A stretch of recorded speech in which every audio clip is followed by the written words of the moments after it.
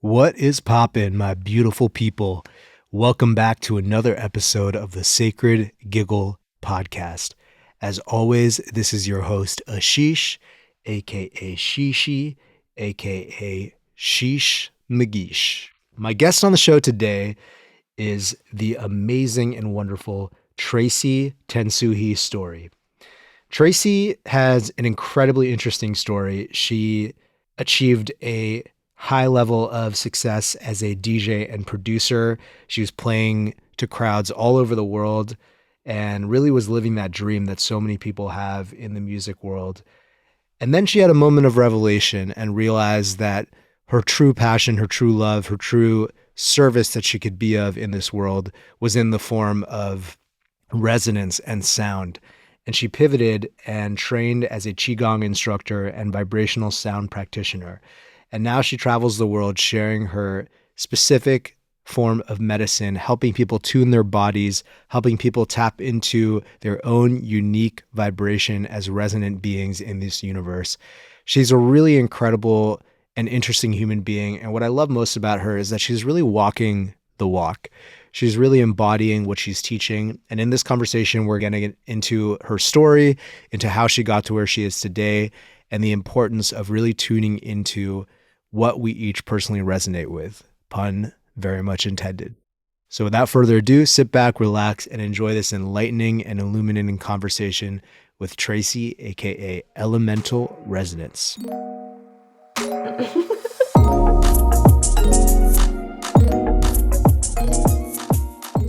I want to dive into your transition from being a DJ and producer into doing what you do now, which on your website is described as Vibrational Sound Practitioner, Qi Gong practitioner.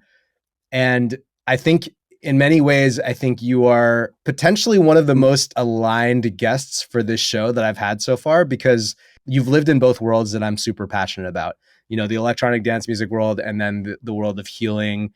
And earlier we were just talking about work-life balance and, striking that balance between being productive, getting stuff done, and taking care of yourself. And something that I have often felt right now, since I'm focusing much more on the artist journey, and I still do all my meditation and stuff, but that's not my main thing, is I've often wondered if I were to transition and put more of an effort into building a career in the healing arts, would that trickle into my life? Or is that just its own version of a rat race? It's like, just because you're in that world, like you still need to have your website, like you still need to do all that stuff, right? And I feel like for me, it's sometimes been tempting to think like, oh yeah, if I just become a meditation teacher or something, then my life will be inherently less stressful, which may be true. But I'm curious from your experience, like, did you notice that in that transition from being a world touring DJ to then going into this new field, but still having to run a business just in a different field? You know what I mean? Yeah, it's a great question. Great place to start. I think that there's a lot of things I can feed back on with that. And I think what I'll start with, though, is just kind of like pointing out that, whatever job you do, whether it's a DJ or a producer or a yoga teacher or a meditation teacher or, a gardener or any job, it's really about your approach. So I think you can be a high advertising executive and have like a certain kind of approach to things, which could be spiritual, or you could be a meditation teacher and have like a really business approach to things. And, it's really about your kind of perspective on where you stand when you're taking on that role, whatever it is that you're doing. So I think it's good to come back a few steps and be like, what's my intention? Why am I doing this? And be really like, you can be, I'm going to go inverted commas here with spirituality because that's such a huge topic, but you can have a spiritual approach to a non-spiritual job. So just because you have a spiritual inverted commas job doesn't mean necessarily that you are. So I think this is one of the kind of like key mysteries in life is, it's really about who's behind that. Who is the person behind that? What is their soul saying in the way that they are approaching their life? If you read in any of like the great kind of like books, like for instance, The Alchemist by Paul Coelho. You've probably read that. Many people have read that amazing Such book. a great book. You know, you can be like selling tea or selling glassware and be like a super spiritual kind of guru type person that's just hidden behind that mask of being like somebody just doing a simple task. So I think your approach, your attitude, your intention is like super key in, you know, whatever it is that you're doing. And then just going back to kind of like the transition, you know, it was interesting for me because I was working with a teacher in the UK who, I don't even think she has a website. You know, she was definitely not on social media. She was like probably one of the most enlightened spirits I've ever kind of come across in my life, you know, and I was lucky to be working with her for about 10 years. And, you know, she taught me about energy. She taught me about energetic flow. It's kind of like becoming like a weather person, but with regards to energy. And what I was finding was I was getting more and more kind of light, let's say. So what I was finding is when I was going to do my DJ gigs, I was like, oh my God, this is really intense, actually. I was like clearing the DJ booth before going in, like energetically clearing it. I was like putting down like oils and like essences just to clear the heaviness. I was getting more and more aware of like this invisible energy that is all around all of us all of the time.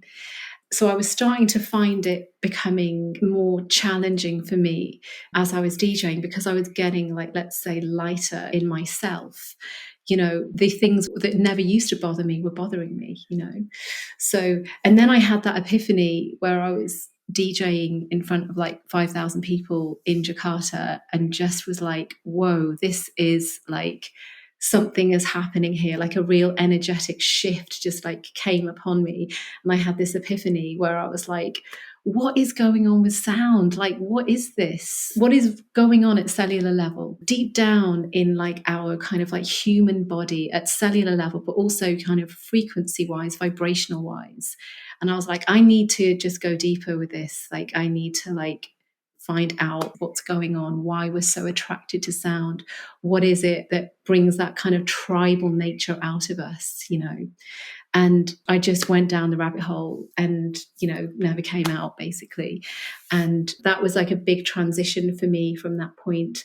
And I can talk about it more with you, you know, if you're interested. But it was definitely a moment in time that kind of popped up and also reminded me that I was really into frequency and vibration, and I was really into like alpha, theta, delta waves, and that I just needed to get more serious about it, you know, and go deeper. And that's what I did. Do you think that getting to a certain level of conventional success as a DJ was instrumental in your ability to have that moment in Jakarta and fully have that realization that you're not fully getting nourished by this career path? You know what I mean? Because I think for so many people who want to be artists or DJs or anybody who wants to be like the person, the guy or girl who's in front of the crowd, I know for myself, I can speak honestly, you know, even for all the work that I've done, and I think I've chipped away at a lot of this sort of shadow motivations.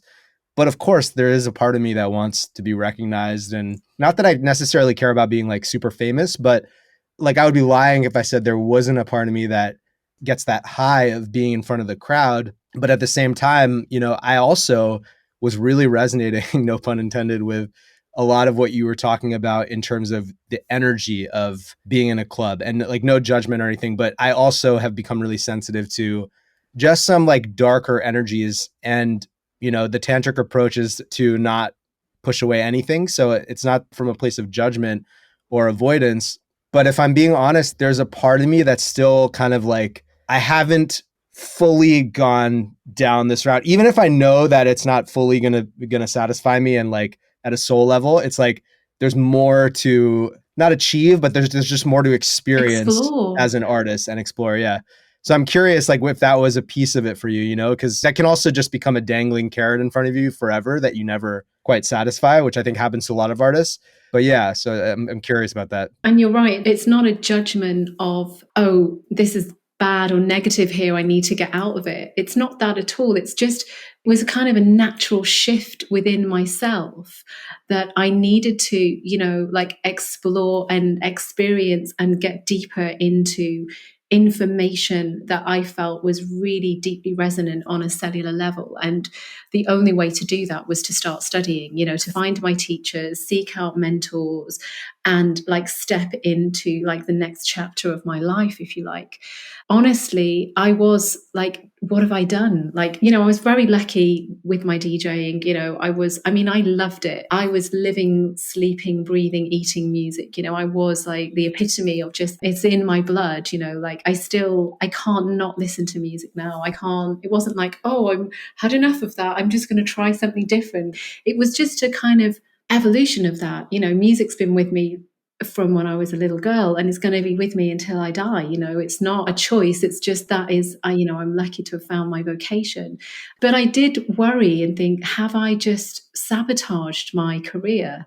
Did I need to do that? Was that fear of me not wanting to go to the next level? So I did have that worry and that anxiety that I'd maybe made a mistake. And I wasn't sure for a long time. And actually, I kind of got depressed for a bit because I was traveling, I was doing multiple tours all throughout the year. You're flying here, you're flying there, you're getting picked up. It's a whole lifestyle. And then suddenly you're like, okay, now I'm just staying in London and I'm not doing that same routine that I'm used to. But it was a conscious decision to recalibrate my life, but it wasn't easy. If there is a way of kind of like combining the two things, which is what I think you're doing, that is kind of maybe a smoother way of navigating your way through from one to the other. But for me, I had to go deep into myself, and I had to what I didn't bargain for was all the inner work that was just unavoidable. Like, in order to hold space for other people and to be in a transformational space for people and to encourage that and facilitate that, you have to go into your own stuff. I really had to go down into places. A lot of people don't always want to go to those places because it's uncomfortable. But really, if you are going to seriously kind of go on the path of consciousness, you have to do like a heap of work. You just can't avoid it. But there's amazing people around to help with that. But ultimately, only you can make that crossing. No one can do it for you. So I had to go in and do that.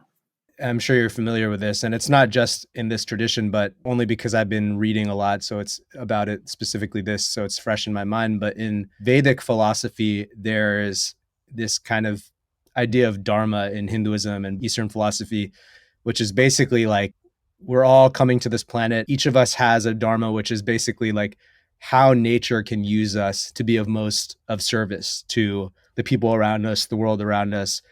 And it's kind of this concept that each of us has a dharma or a way that we can be used to serve the people around us. And earlier you were talking about how you can bring a spiritual approach to everything you're doing. And that's kind of like the Zen philosophy as well. Like, you can reach enlightenment in pouring a cup of tea or whatever it might be, or even doing something quote unquote not spiritual, like scrolling Instagram, or it's like, if you bring the right consciousness to anything, it can become a doorway to reality. But in your case, it sounds like kind of what I'm hearing is that you sort of had this embodied realization that your dharma or your use of your skills and your interests and your talents could be better applied or more effectively applied in this other way. And in order to fully realize that, you kind of had to completely commit.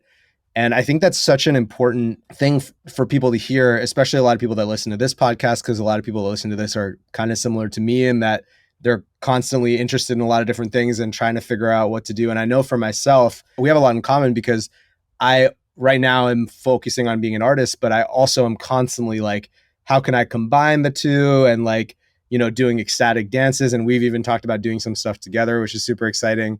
But I think really getting clear about how you need to show up in order to be used by nature most effectively can provide a lot of insight into then like the what of like what you're doing during your day.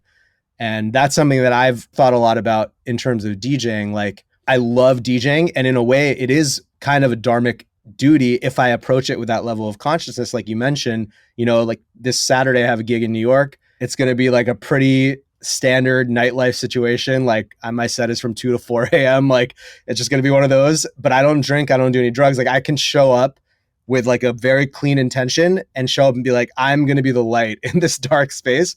To your point, it's probably easier to do that in spaces that like are encouraging of that. I can still show up with that dharma, but then, the next day I wake up, I'm groggy, I'm not fully at my best. Is that, serving me in a way where I can consistently do that and show up at my best? And I think that's the question that I've sort of been asking a lot. Yeah, and again, it's, I suppose, like, absolutely. I think you made a good point there about it's easier to do that in places that are conducive to encouraging that aspect. Like, I can remember going to do a gig in Santa Fe, and I showed up, and they had this beautiful like altar of deck setup with flowers and candles and lights, and I was like, whoa, this is amazing, and it was just like beautiful the way they approached it. It was like, yeah, this is like the altar, and this is like where the music's coming from, and those kinds of places, it's a different vibe. But we've all, I mean, don't get me wrong, I love playing in like underground clubs as well that are just like sound systems and just deep dark kind of like edgy vibe. That has a place too. Like you say, that's not just like peace, love, and light all the time. We have got shadow, and we've got shit we have to deal with. There's confrontation in life, there's challenge. So you can't like just be like, oh no, everything's just totally shanty the whole time. That's not helping, actually, because we have to have ways to deal with things. But in regards to kind of like making the most and the best of your time in ways of offering, I think it comes back to that expression of like being a vessel as well, and getting out of your own way. It's like, imagine that you had, call it your higher self, or call it, your guides, or whatever you might want to call it, that might go, actually, this is a good way to kind of like make your next move. But you're going, oh, no, but I want to go this way. But you might not be able to see all of the vantage point that other parts of you might be able to see better. And it's kind of like that getting out of the way. And this is where some of the inner work comes in, where you have to kind of like sometimes just surrender to situations. And when stuff doesn't work out, understand sometimes it's like, well, maybe that wasn't meant to work out. That's why it didn't work out. And that sometimes your ego gets, offended by things because it wanted to do something or wanted to be somewhere. So it's really kind of just like monitoring that's happening, and trying to get out of your way sometimes to let things come into the flow and kind of like direct where you're supposed to be. So, so for now, going and DJing is totally fine. It's like totally in that flow that you're in. And then there'll be other times where that flow will take you into a different direction. But it sounds like you're kind of like being flexible with that, which is really good. Allowing that kind of movement to kind of come through you. Yeah. And I think you made a great point in that it doesn't necessarily need to be so binary. I guess it could become binary if it naturally flows into that. But I think trying to preemptively force yourself into a direction when nature is not ready to give you that clarity yet is like counterproductive. And I know that I've often felt that pressure. I would almost describe it as like, if we want to think about it in terms of masculine and feminine terms, like the ability to be open and receptive and flow into different situations and see what life is trying to deliver to you and be open to receive that is kind of like tapping into your feminine side, whether you're a man or a woman. And then, the ability to just decisively be like, I'm going in this direction, and like that yang kind of masculine thing. And I think being able to listen to which one of those is being asked to come forth at any given moment is super important, because otherwise you can kind of just say like, okay, I'm going to do this. But again, you might just be getting in your own way. I think a lot of artists, like we were talking about earlier, can struggle with that, because the reality is there is an egoic aspect to being an artist, or to being any sort of public figure for that matter. And like the ability to really think about, how am I being used in a way that's of service to something bigger than me, whether that's my community, whether that's like the tech house scene, or like whatever it is that's like your thing that you're serving, and being a vessel for that, like you said, rather than just making it all about you, is something that the fact that you have to brand yourself as an artist is like, you really have to be conscious of that, not sabotaging that greater sort of service. And, just being human means we have an ego. Like, we all have an ego. We can't get away with that. And it's not to say that that is a bad thing. We need this character in our lives. We come in, we've been born to our parents, we have a name, we have a character, but it's knowing that there's something behind that as well. That is not all that we are. And I think that's one of the things where disconnect comes in, where people feel lost. They don't feel connected because they're just like, is this it? Am I all this? And it's like, no, you're much more, but we've just forgotten. So we lose, there's a disconnect going on. So all we need to do is find our way to plug back in. Then when we have that connection, thing is we all have different plugs. We're not all like, it's that one universal plug fits all. We know that from traveling. We have to have one for Spain and one for Germany and another one for France and another one for America. It's like, how are you plugging it? Where's your connection point? It's our job as conscious beings to find that. Yeah, that's a great way to segue into, I'm curious, in your own experience, you are a Qi Gong practitioner, and maybe it would be great if you could maybe just kind of explain to the people what that entails. And you're also a sound practitioner, and you've done your training to become certified and qualified to teach those. I'm curious if for you, like, those are two, let's say, like, ways of plugging in, right? That you have found have really worked for you and that you want to share and bring to the people that you work with. What was the process like of really deciding to dive deeper into those specific modalities? Given the fact that there's so many different modalities out there and they're all amazing. Like our good friend Blaze, who I think is going to be on the podcast next, is a Vedic meditation teacher. There's so many different, there's meditation, breath work, yoga, different movement exercises, energy work, Qigong. For you, what was that process like? And was there a period of sort of like spiritual shopping, if you know what I mean? Because I feel like I'm like constantly in that phase because I'm just like a nerd about it. So I constantly want to learn about it because I just like geek out on it. Yeah. What was that process like for you? How did you know that, these were the modalities you wanted to dive deeper into? Yeah, it's a really good subject to speak about, actually, because for me, it's kind of very simple.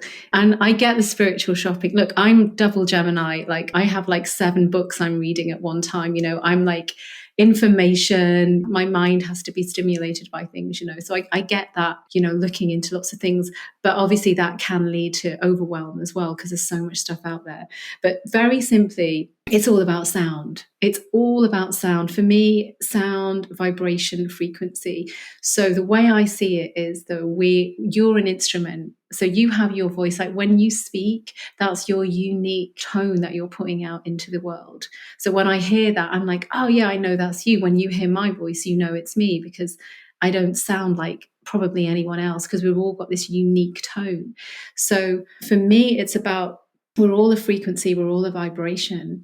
And Qi Gong, like some people say, oh, which one do you prefer? Do you prefer doing your vibrational sound work or your Qi Gong? And I will say it's all connected.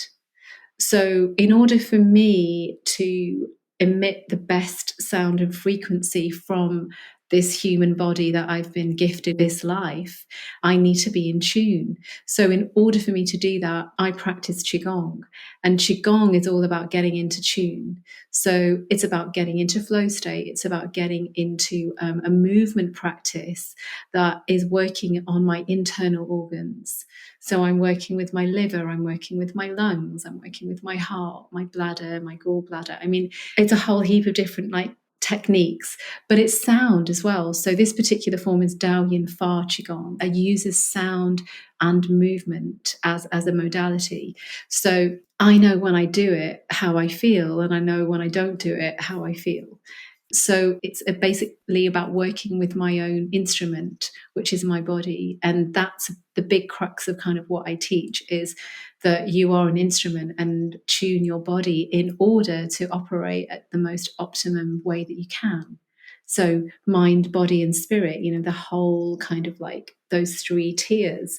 And I never actually chose to do Qigong. It kind of chose me. So when I found my teacher, who I studied with and trained with, I was very lucky to train with him, Fabien Mamon, for like 6 years.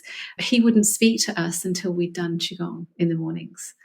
So it was like, you get up, you practice Qigong, then we speak, because for him, and I get it, how you feel when you change your vibration is so different. Like what the words you speak before you do Qigong and the words you speak after are different because you've changed your vibration. You can do that in like 5 or 10 minutes.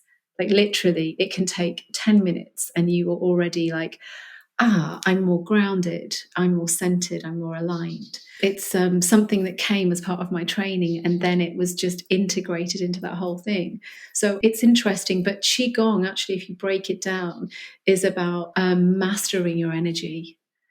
So it comes down to kind of like mastery at the end of the day. And I think this is one of the key things I think that's important that we need to focus on in our lives is becoming good at something as well, because otherwise we just try all these different things and we don't really feel satisfied because we're not really going deep into a particular modality, you know.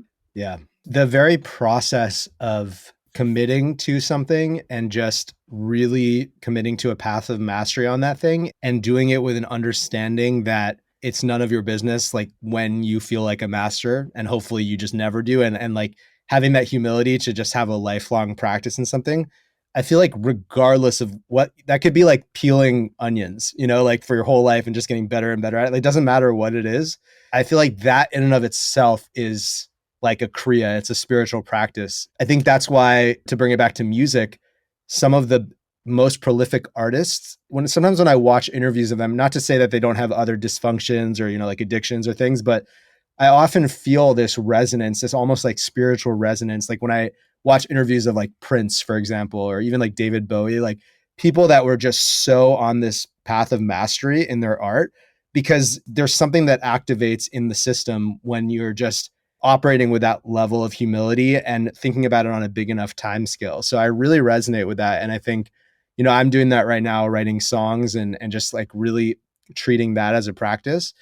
And I think that it's important for people to hear that that can really be anything, you know, it's like, and there is like, when you can really pick up on that when you meet someone or hear someone speak, you can just tell when somebody is deep in that practice, regardless of what the thing is that they're doing. Yeah, like this, I think it's incredible you doing this 100 days of music. I mean, that really is like a huge commitment. And also, like, can you even imagine now, like, how many days? You're like 63 days in or something, yeah? Today's day 66. 66, you're Yeah. 66 in. Can you even imagine now, like, you're way past the halfway mark, that you go, oh no, tomorrow I'm not going to do it? Like, that's just not going to happen, is it? Yeah, totally. Yeah, that's the most beautiful part. Yeah, you're like, you're committed, you're in it, you're already halfway, and it's just amazing. Like, what an incredible thing to be doing. It's like silent meditation. I don't know whether you've done silent meditation, you probably have, but you know, there's a point where it's really hard to begin with. Like, I don't know what your journey was like on the first few days of doing it, but there's a point where it's like, oh my God, you know, your body's hurting, your mind's saying all these things, and you're like, oh God, you're just kind of like really having this big debate with yourself. And then you get to a point and you're just like, oh, actually, I feel the benefits now. I can feel that this is reaping some rewards. And you start to kind of like, you start receiving gifts for your commitment. And like you with your music, I don't know, I mean, it'd be interesting to hear your journey, like when you get to the end, like the different points of where it feels like you're receiving a gift from doing it. Totally. And that's such a profound point that you just made. And I really want to see if we can just go a little deeper with that, because it is totally a process of reception. Like, you know, how often do we hear about willpower and discipline in terms of like sticking to good habits? And I mean, there's a lot of science on this. I'm sure you're familiar with this as well, that willpower is just like a finite resource, and it's not really the best way to stick to a habit because we just don't have infinite levels of willpower. And so if that's what we're using, if we're just trying to force it through our own conscious effort, it's very difficult to do. So I have done quite a bit of silent meditation, and something that I've sort of experienced in studying in some of the non-dual traditions like Dzogchen and Tibetan Buddhism, and also some Hindu stuff like Advaita Vedanta, is this idea that, you know, everything we're doing is really happening like without our control. Even stuff that we feel like we have agency in. Like, for example, like I choose to say the word banana right now, but it's like, why did that specific word pop into my head when I just a second ago decided that I was going to choose to say this word device in this conversation. Why wasn't it avocado? It's like, I don't have an answer for that. And I think the deeper that we go into that, the more we realize that our heart doesn't take a second off from beating. Like, our breath is doing its thing consistently. It's not like they're using willpower for that.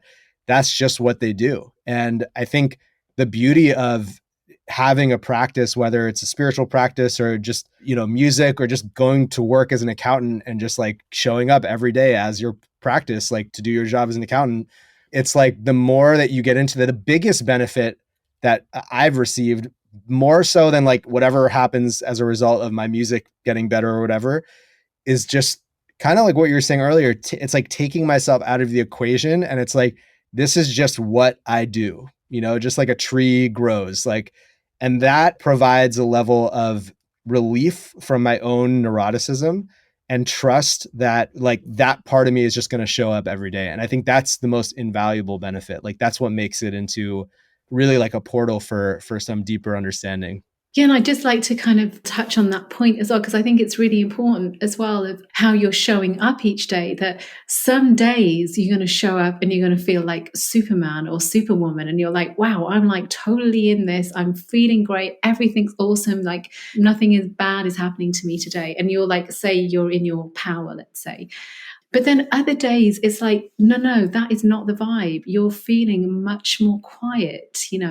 You might feel like really maybe a little melancholic or introverted, and you don't necessarily want to go out and like see people and chat and be social. It's really important to kind of allow that place of being to be however that's showing up. And I think what happens is we put a lot of pressure on ourselves that you need to be like, this way all the time. And like I was saying about, it's not one size fits all. Like, learn to know yourself, what is happening for you that day, because this is really crucial to kind of like showing up as well. It's not about just action, 7 days a week. It can be for a week, but then the next 7 days might be, I'm going to go into my quiet space and I'm going to read and research and write or whatever it is. And I think it's like when I do my treatments, when I do my one-to-one treatments, I always start the session like chatting with people. I always ask, how are you doing? What's going on in your life? I ask them the key points, but then go quiet. Like, I don't speak, they don't speak. And we go into a different kind of energetic space, let's say, where I speak to their body and I speak to like what's happening with the body, because the mind might be going, I'm fine, everything's groovy, nothing's going wrong in my life, everything's great. But the body's like going, no, there's something else going on here. But there's that disconnect going on between the mind and the body. And we also, like, for instance, if we take the situation of someone has a breakup, which happens a lot, you can be like, oh no, I'm fine about it. I'm over it. I don't care about that person anymore. But your heart is like, my heart is really hurting. I'm totally heartbroken. I feel really upset about what's happened. But you keep saying the words, oh no, I'm fine, because you want to kind of like get yourself into that kind of like groove that everything's okay. But we really need to listen to the fact that the body is sometimes saying something different. So again, like being kind enough to let that communication, that dialogue come through the body, and to not push it away, because that's when it becomes a problem. When we push things away and we don't listen to that part of ourselves, then it becomes a bit of an issue that then we have to deal with in whatever shape or form that is, anxiety, depression, stress, insomnia, how many things do you want to, that all comes from not addressing things. And then the longer that goes on, then the longer it takes for us to find a solution for that.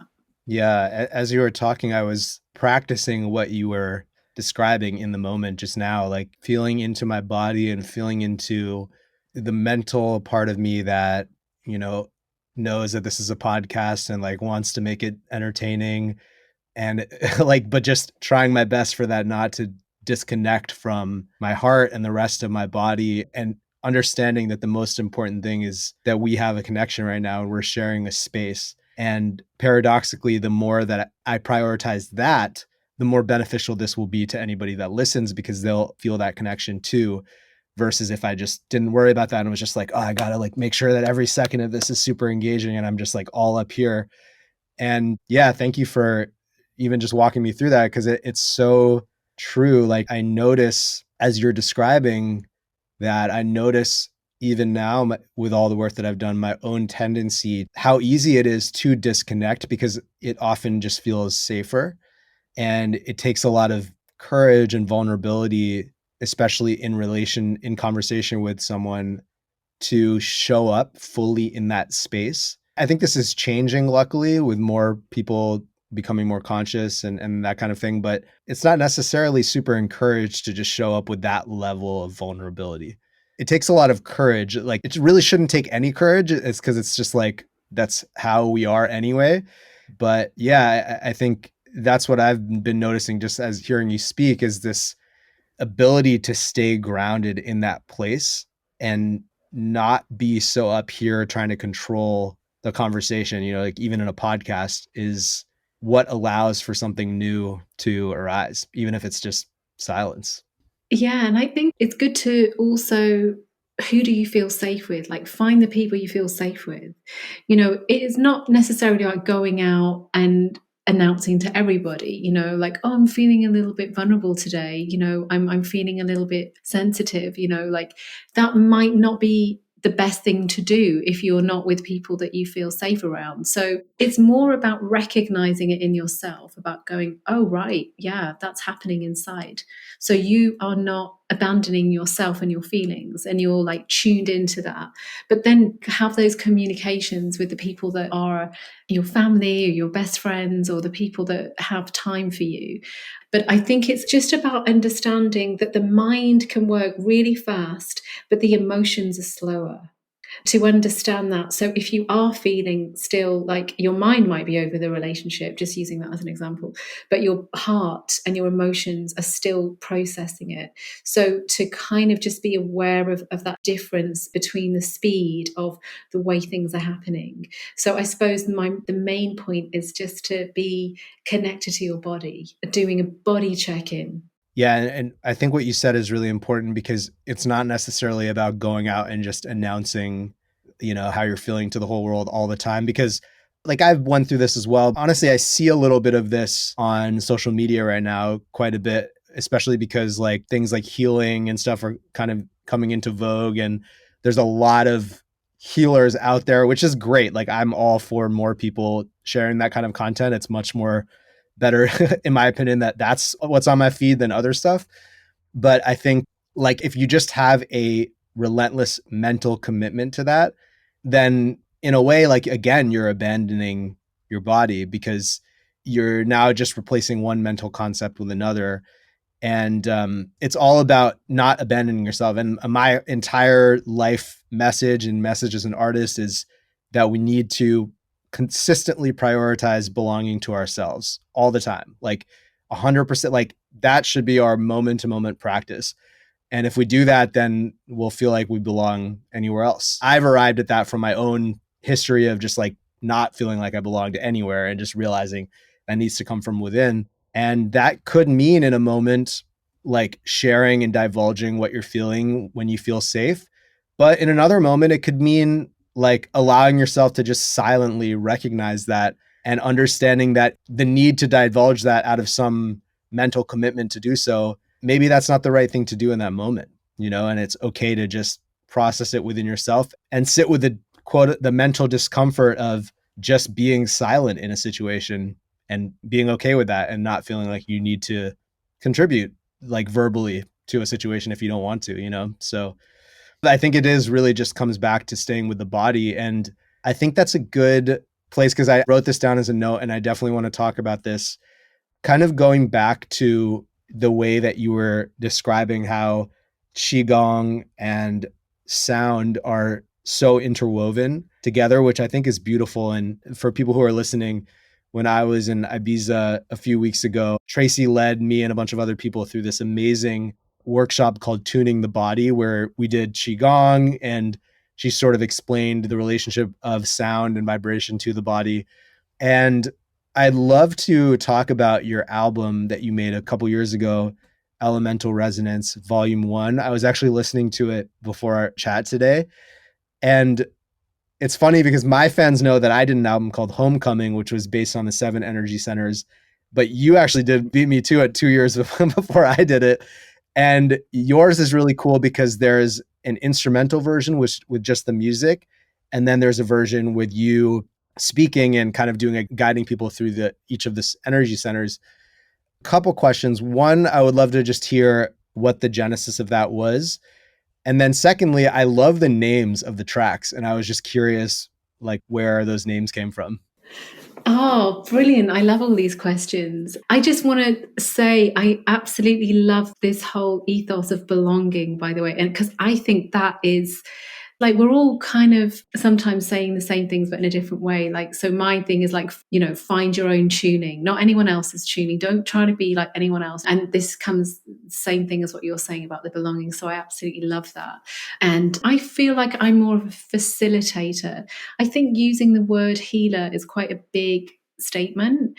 And actually, the way I believe it is that you can only be the person that heals yourself. It has to come from within.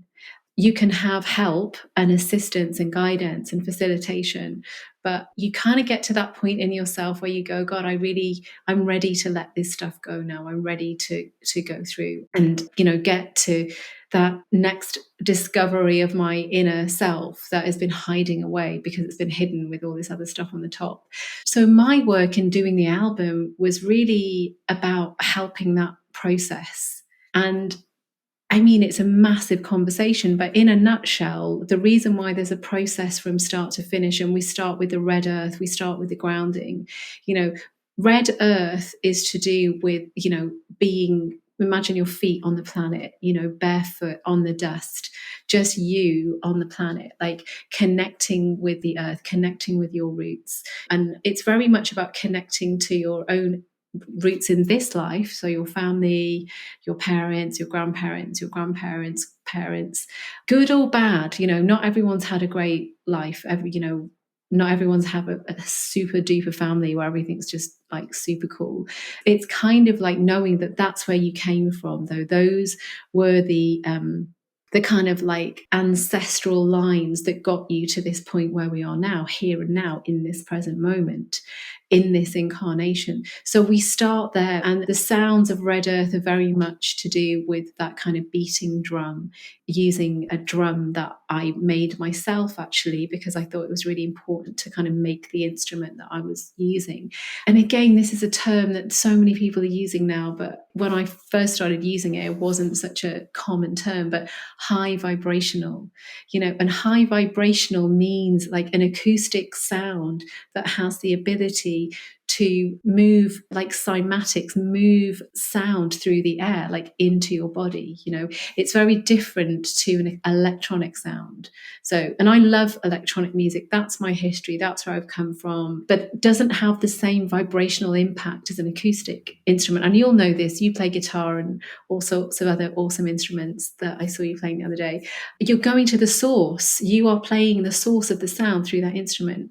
So that's what I mean when I say high vibrational, because it's not going through like a load of modules or synthesizers or different, it's coming straight from the source of the instrument to you. So the whole album is based on acoustic sound, and that's why it has this energy to it, because the energy is captured within the sounds. So if you listen to it in that context with, good headphones and good speakers, you'll feel that in there, because it's not just made from a synthesizer. So basically, I just kind of like guide you through the different energy centers, starting with the root, then we go to the dantian, which is a place of creativity, just under the belly button, then we move up to the solar plexus. And the reason I called it those names, like raw gold, citrine, sun, I didn't want to just call it like yellow or green, cadmium vert. Vert is green in French. It was just adding an extra level of kind of creativity into the mix. It's like, let's go deeper again. Hopefully you knew which colors each one of them related to.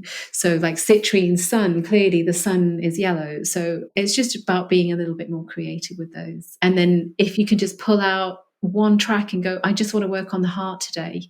I just want to work on my throat today. I'm going to go, I just want to work on my third eye. So you can just pull out the different tracks, or you listen for a full 35 minutes and you go from start to finish. So beautiful. And I mean, it's so fantastic because, for the listeners out there, Tracie and I met in 2019, which is when this album came out, when Tracie's album came out.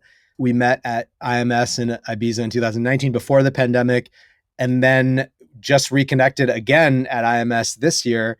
And so between that time, you independently released an album and I independently released my album Homecoming, which is so similar. And like, it's funny, like I've said the exact same thing, like, you could either listen to it all the way, or if you want to work with one, you could just pull it out. It's like so crazy that we just both on our own independent paths created. So I definitely sense some sort of collaboration in the works. I think that would be amazing. But yeah, I think that's probably a good place to wrap for now for this episode 1, let's call it.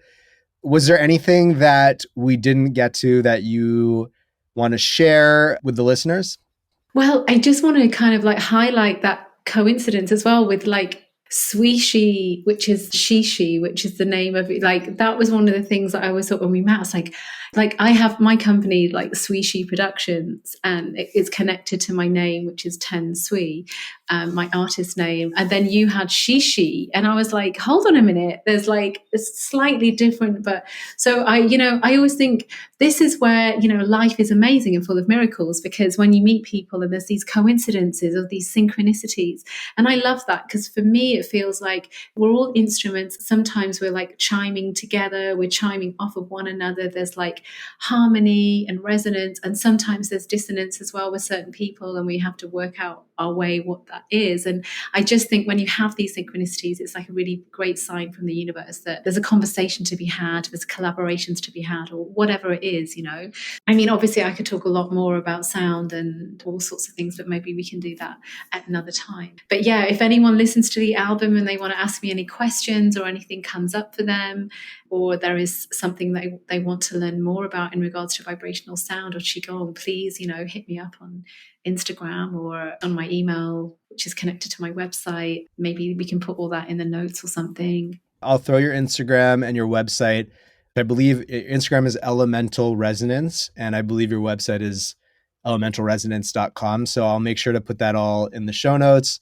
And yeah, guys, for those of you who are listening, I know a lot of people are loyal listeners of the podcast, and I've had a lot of great guests on, and I can honestly say that Tracie is a super embodied practitioner. Like I really feel like you are walking the walk. I feel it at a cellular level, not just, at a mental level, what we were talking about before, of really showing up in a way where you're in resonance with what the medicine that you're trying to serve. And I think that you're doing that. So thank you so much for everything that you're doing. And yeah, I'll share all your links in the show notes and hope to see you soon, maybe in a couple of weeks when I'm back in Spain.